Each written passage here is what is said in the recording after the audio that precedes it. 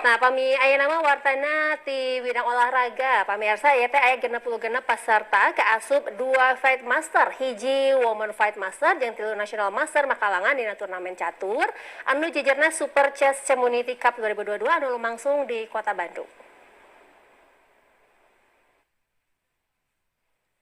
Super Chess Community Cup 2022 dilaksanakan pikeun geus kakosongan turnamen catur di awal tahun 2022 oge pikeun nyiar bibit-bibit pecatur di Kota Bandung jeung sabudeureunana.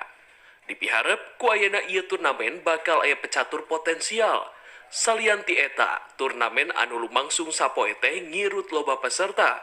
Kaasup anu geus nyangking Fight Master jeung National Master.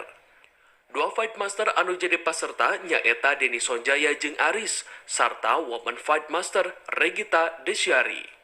Aya oge National Master Tommy Suprianto, Dani Kordiat, jeung Rudi Lantang.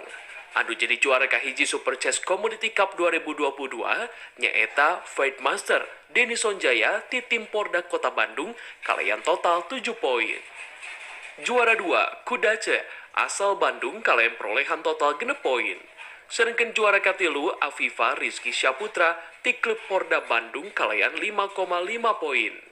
Di Bandung, Ahmad Yurahadi, kontributor TVRI Jawa Barat ngawartakeun.